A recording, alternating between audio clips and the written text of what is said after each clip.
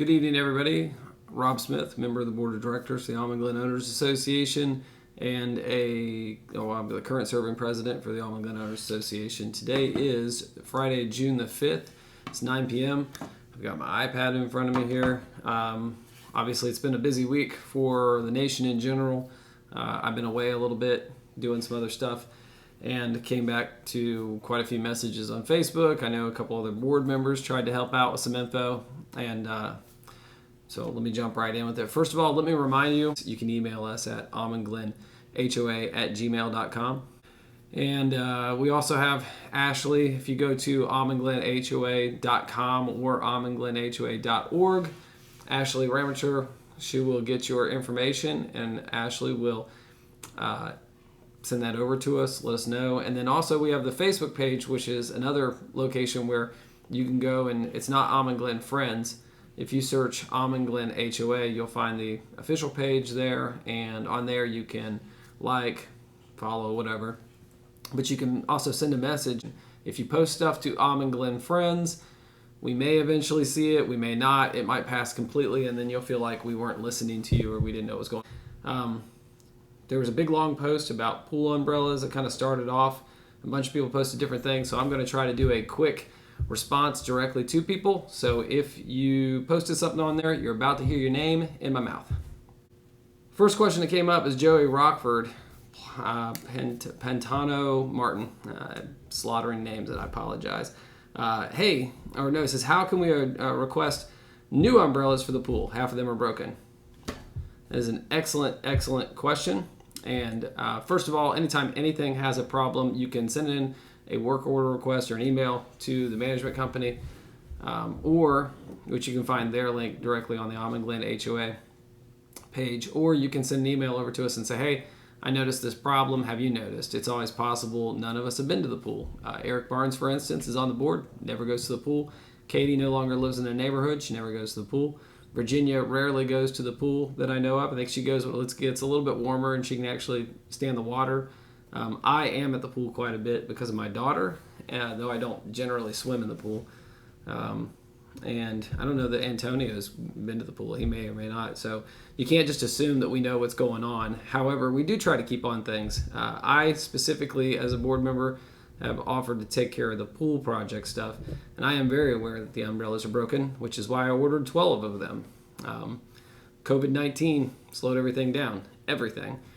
Businesses have been shut down, and we were sourcing new umbrellas along with our new pool company because the old umbrellas we had, so our original umbrellas in the neighborhood, they just got destroyed over time.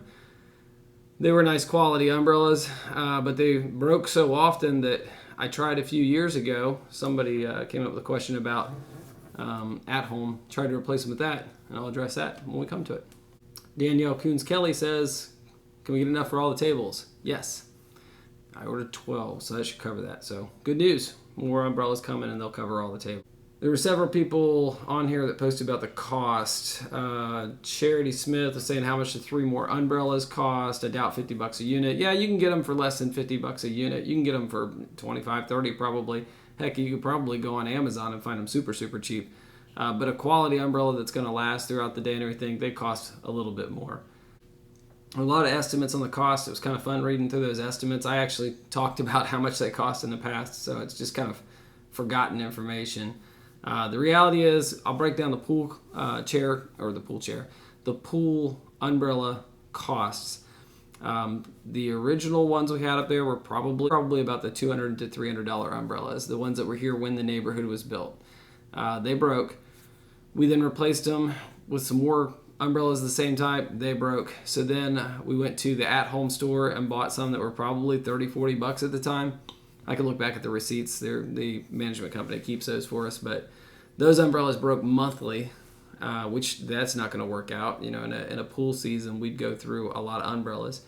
So from there, I went to the Oasis pool store, which I'm pretty sure they still have umbrellas. You could swing by. They're like $400 and some each. They were not cheap. In fact, I remember a quote directly with a little GIF or whatever you want to call them, those little meme GIF things that pop up saying they're expensive. They're very expensive. They were very expensive. They were high quality. and they were supposed to last. Unfortunately, the wind catches them. People don't roll them down. $450 or so an umbrella isn't going to work for us. It's too expensive. Can't keep replacing those. But all the guesses about the cost were kind of fun to read through. Petra Greer brought up inspections. It's nothing to do with the pool stuff that was going on here. For the most part, inspections, the way it works is there's 10 houses on a street. We come along and look at 10 houses. If 2 houses on the street have violations, we send those 2 houses a violation. Then we start going through a process to get the violation corrected.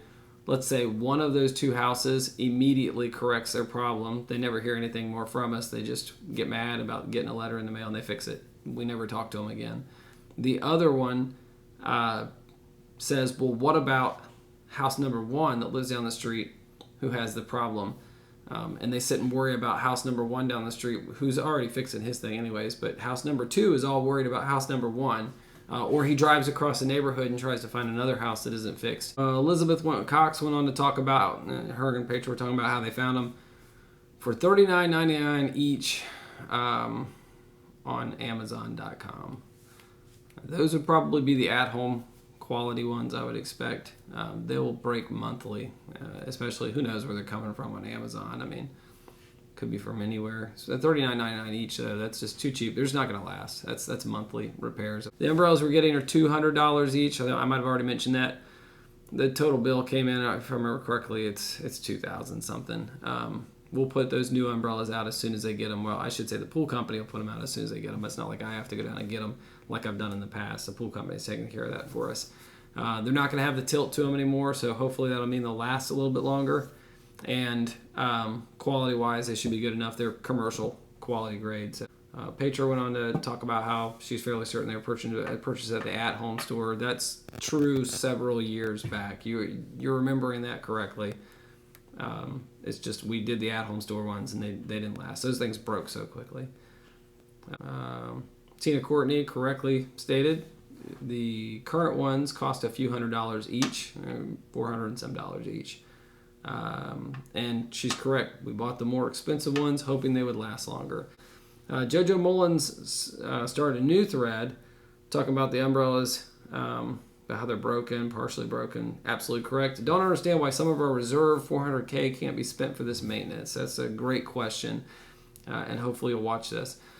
So the reserve costs that we have, the reserves pay for all the different things around the community that need to be planned to be replaced, like not the small little stuff. The reserve study we had done didn't include things that are at the pool, chairs, things like that. We can build that in, but that's kind of just a yearly budget thing. You figure out how much money you're going to set aside for pool projects, and some of that's going to go to certain things. So the reserves, though, pay for things like the sidewalks that need to be repaired if they need to be repaired, which we've actually got several sections of sidewalk I think need to be fixed because they've sunken. So now they just collect water and mud. As far as the townhomes go, it's the roofs and stuff that have to be replaced someday. Maintenance that needs to be done over there, large replacements. But generally, that's our big ticket items around our house. You know, think of it as you set money away in a savings account to buy a new car, a new furnace. A water heater would be your pop-up expense where, you know, I didn't set aside money for 5 to 6 years to replace my water heater. Water heater goes out. Okay, well, we've had that thing forever. I guess it's time to replace it. You could get that ridiculous where you just narrow down all those expenses. We could say, okay, how much money do we need to put in reserve for toilet paper? And we never would have been prepared. But for the most part, you just look at it and you go, okay, the pool budget for next year, what's it going to be? I usually take on the pool, so I argue for as much money as I can get for the pool, and the board gives me the money they're going to give me for the pool budget, and then we try to use it throughout the year, and sometimes we go a little over budget and things, which means other things suffer. It's just the way it goes. Jen Burns-Tobin goes on to say it's not unreasonable to expect umbrellas at the pool to work. I agree completely. I think that's totally reasonable. I want umbrellas at the pool to work. However, there's also nothing that says that pool umbrellas have to be provided. The board of directors could say, hey, this year we're not buying new umbrellas because we just don't have the money for it. Kelly Sullivan says, if I remember correctly, one of our board members who passed away got a really great deal on some chairs with a plan they'd be refurbished later at an allotted time. That's true. That is absolutely true. Without Regina Garris, she helped out with that, and then so did Frankie, who was on our pool committee a few years ago. She also got a large section of new to us tables and chairs, and the goal is to refurbish those. Unfortunately, that's about $5,000 to refurbish everything up there, which it all needs refurbished at this point. So to refurbish all our pools and chairs, make everything look, straps at least, completely the same. The frames are the solid part that we needed, and those are very expensive to replace. So getting all of that at the $500 price point that we got them, if I remember correctly, getting all that equipment up there, and then we'll go through and restrap. But it was 5,000 something. I've got the estimate, and I just couldn't pull that much money. I didn't have that much money in the budget to buy the stuff I needed this year. So hopefully we'll get that for 2021. Danielle Tonkery says there's no extra money for the maintenance of common areas because the money is being reserved for repairs and replacements in the townhomes, which is something the funds from the single-family homes shouldn't be going towards anyway, especially considering CCR specifically note that special assessments for work, major projects, and townhomes should be charged to townhome owners only. So there's a little bit of a discussion that Danielle and I had going on there. Yeah, we're fundamentally, I agree with what she's saying. She and I fundamentally disagree on this. And she's never been on the board, so she's not had to sit in those internal and conversations we've had. But I still appreciate her input because she says she deals with this kind of stuff all the time. So essentially, what she wants us to do is, from what I understand, is split the HOA into townhomes, pay your dues in, and we'll pay for your stuff with townhome dues. Single-family homes, pay your dues in, and do that. Doesn't matter what Danielle and I think, because our attorney said you can't do that. We're one big happy family. So Danielle and I are moot. It's a moot argument. I mean, you could sit and talk about it all day if you want, but the attorney's statement was you can't just split them off. However, there's nothing that says we can't raise the dues at different rates. So that's what we've done over the last couple of years. We've tried to look at how much money do we pay every year for townhome expenses that are specific to townhome, and then how much is paid towards general expenses, which the only thing the single-family homes pay for are the general things. The single-family homes just pay into the general reserve. The townhomes pay into the general, and they also pay more to cover the townhomes. So what Danielle's asking for is exactly what they're doing. Now, because of the way things have gone over the years and the way things were set up originally, the single-family homes subsidize, for the most part, the townhomes. That's not a secret. We've said it for years now. If you looked at the money and you figure it out, with the budget, you can go, okay, the townhomes cost this much to operate every year, and that's more than what they're paying in. So, it's a reality of it. So what we've tried to do is we tried to slowly increase the townhome dues in a way that will get it to the point where, for the most part, every penny the town homeowners pay in goes to cover everything that they use, general and townhome, which will eventually make it so that as they come up, the single-family home owners will be paying none of their expenses, their personal expenses. She was referencing Article 5, Section 4. That talks about special assessments very specifically. So, again, it's a moot argument. I do appreciate Danielle's input on that 100%. Thank you for taking the time to share that information and help out. And then David Tonkery says, we've talked about this so many times before. The board should be up to date on the CCRs regarding these topics. It's not Danielle's responsibility to look them up for you because I asked her to look it up. It's everybody's responsibility to look up all of it. David, you're absolutely wrong. I have no problem telling you that. Don't expect me to know everything that's in the CCRs. It's responsibility of every homeowner to know what's in the CCRs and those things. And if you tell me there's something in there, this thing particularly, I can't find what doesn't exist. Danielle said there's a section in there that says the town homeowners' dues are only to be used, or the money to pay for townhome things is only to be used from townhome expenses. Then she referenced a section that refers to special assessments. I never would have found that. And I personally think it's pretty rude of you to try to do it that way. You could have just sent me that in a side message or something like that. So since you're publicly addressing me that way, I'll publicly address you back. Katie Young says, good morning. I don't have all the details, but I know an order is placed for new umbrellas. So Katie also noticed this thread at some point, and she messaged. The board has a little chat group that we participate in with each other, and she sent it over asking about, can we get some umbrellas? And I was like, yeah, they're on order. We got 12 of them coming. And then she must have popped in here and put that up. So thank you, Katie. Meg pops in here, Meg Bowden, and she says, I replaced the pool clock battery yesterday. Yay me. Yay you indeed, Meg. I had no idea that pool clock battery was out. We have to replace those pools every year, it seems like. The chlorine up there just naturally corrodes a lot of stuff that we put up there. So that is I don't know how to thank you enough for something so simple. I know it was probably a couple AA batteries or maybe a 9-volt, and it really wasn't that big a deal in most people's minds, but how many of us go up there and never even notice that the clock is out? How many of us don't notice that it needs a battery? You know, if more people did something like replace a battery, it's awesome. I don't know how to thank you enough.